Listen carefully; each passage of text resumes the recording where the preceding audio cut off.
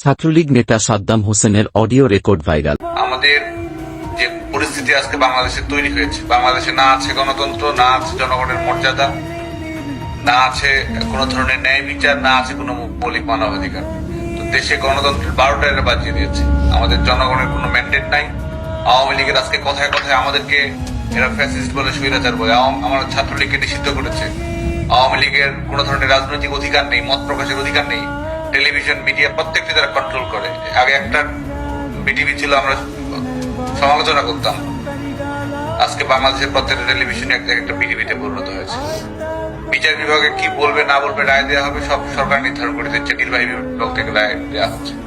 আর এই সরকারের এই একটা হচ্ছে জবরদখলকারী সরকার, দেশ ডাকাতি করে বেড়াচ্ছে এবং একই সঙ্গে আমাদের এই প্রত্যেকটি ক্ষেত্রেই ব্যর্থতার পরিচয় দিচ্ছে। কৃষকেরা সার পাচ্ছে না, ছোট ছোট বাচ্চারা আমাদের নেত্রী এই কোভিড, কৃষক, অর্থনৈতিক মহামন্দ সবকিছুর মধ্যে ছোট ছোট বাচ্চাদের বই তুলে দিয়েছে।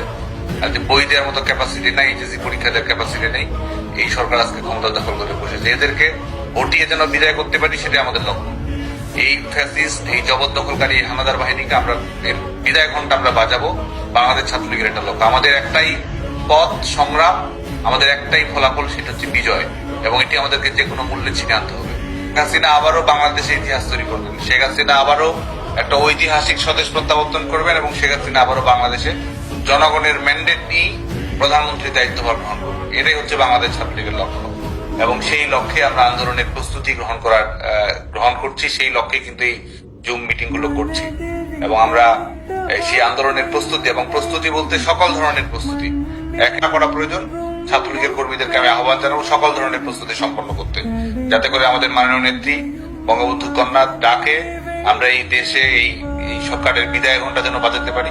সেই লক্ষ্যে যখন যা করার প্রয়োজন হবে আমাদের ছাত্রলীগের নেতা কর্মীরা যেন সেক্ষেত্রে প্রস্তুত থাকে, সেই প্রস্তুতিটা আপনাদেরকে এখনই গ্রহণ করতে হবে। ফেসবুকই তো আন্দোলনের প্ল্যাটফর্ম ছিল, যে কারণে সামাজিক যোগাযোগ মাধ্যম ফেসবুক, টুইটার সবখানে আপনারা সক্রিয় ভূমিকা রাখবেন। সবখানে জনমত প্রতিষ্ঠিত করা, সত্যিকারের তথ্যগুলো তুলে ধরা, গণমানুষের ভোগান্তির কথাগুলো তুলে ধরা, প্রত্যেকটি ক্ষেত্রেই সামাজিক যোগাযোগ মাধ্যমে এই বিষয়গুলো আপনারা নিয়ে আসবেন। আর মহানগর জেলার অভ্যন্তরে যে আহত, নিহত, গ্রেপ্তার, অগ্নিসংযোগের ঘটনাগুলো ঘটেছে, সেগুলো আপনারা প্রত্যেকটা ইউনিট আপনাদের কাছে যেন তালিকা থাকে, সেই তালিকাটা আপনারা নিশ্চিত করবেন।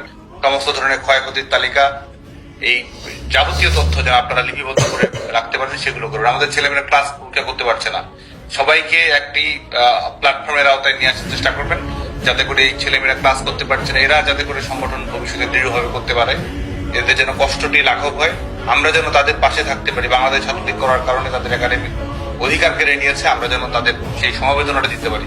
সবাই আপনারা উপজেলার প্রেসিডেন্ট সেক্রেটারি আছেন, সব শিক্ষা প্রতিষ্ঠানে কারা কারা ক্লাস করতে পারছে না, পরীক্ষা করতে পারছে না, তাদের সঙ্গে কথা বলবেন, পূরণ করার চেষ্টা করবেন। স্টুডেন্টদের ডিমান্ড ছিল কোটা সংস্কার, আমরা কোটা সংস্কারের জন্য যা যা করা প্রয়োজন, সরকারের কাছে বলা, আদালতে যাওয়া, মিটিং করা, বিক্ষোভ মিছিল করা, সমাবেশ করা, সবই আমরা করেছি। যেখানে যে অবস্থায় পারে সেটি করেছে। তো ছাত্রলীগের আমাদের নিষিদ্ধ করেছে আমরা বাংলাদেশকে এই ফ্যাসিলিটি মুক্ত করবো। আমাদেরকে নিষিদ্ধ করেছে আমরা আমাদের নেত্রীর একটি সাহসী প্রত্যাবর্তন বাংলাদেশে তৈরি করবো। আমাদের নিষিদ্ধ করেছে শেখ হাসিনা আবারও বাংলাদেশের প্রধানমন্ত্রীর দায়িত্ব গ্রহণ করবেন। আমাদের নিষিদ্ধ করেছে বাংলাদেশে আমরা গণতন্ত্র ফিরিয়ে দেবো। এটাই হচ্ছে আমাদের লক্ষ্য এবং ছাত্রলীগের নেতাকর্মীদের কোনো হতাশ হওয়ার কোনো কারণ নেই। আমরা লীগের ছেলেমেয়েরাই সবচেয়ে বেশি পাশে ছিল। দুর্যোগে, বিপদে, সংকটে, সংগ্রামে ছাত্রলীগের নেতাকর্মীরাই সবচেয়ে বেশি সাহসী, সৃজনশীল এবং লড়াকু। যে কারণে আমি দৃঢ়তার সঙ্গে বলছি যে বাংলাদেশ ছাত্রলীগের বর্তমান কর্মীরা আগামী দিনে বাংলাদেশকে নেতৃত্ব দেবে। আমাদের জেলা, মহানগর, উপজেলার যে ছাত্রলীগের নেতাকর্মী আছে তারা নিশ্চিত করেছে ভবিষ্যতে বাংলাদেশকে আমরা বিনির্মাণ করবো। আমাদের নেতাকর্মীরা আরো বেশি সাহসী হচ্ছে, প্রতিকূল পরিস্থিতির মুখোমুখি হচ্ছে। আজকে যারা এই পরিস্থিতি মোকাবেলা করছে, আগামী দিনে তারাই বাংলাদেশকে নেতৃত্ব দেবে। বাংলাদেশ লীগের কর্মীদেরকে সেই লক্ষ্য সামনে রেখেই আগামীতে ঐক্যবদ্ধভাবে কাজ করার আহ্বান জানিয়ে তৃণমূলের নেতা কর্মীরা আবারও আমাদেরকে সত্যিকারের পথ দেখাবে। তারাই আমাদের সত্যিকারের নেতা এবং তারাই আমাদের এই গণতান্ত্রিক আন্দোলনের নেতৃত্ব দেবে। তো আপনারা কাজে নেমে যেতে হবে। আমরা বিশ্বাস করি যে আমরা সেই লড়াইটি করবো, এই লড়াই আমরা বিজয়ী হব। তো আপনারা সবাই ভালো থাকবেন। আমরা পরস্পরের প্রতি ভালোবাসা, ছাত্রলীগের আমরা একটা সংগঠন করি, সবাই সবার প্রতি যেন ভালোবাসা রাখি, সবাই সবার বিপদে আপদে থাকি, ঐক্যবদ্ধ ভাবে যেন আমরা এই অপশক্তির পরাজয় নিশ্চিত করতে পারি, সেই আহ্বান জানিয়ে আপনারা সবাই ভালো থাকবেন। আবার ইনশাল্লাহ দেখা হবে। সুস্থ থাকবেন। জয় বাংলা, জয় বঙ্গবন্ধু।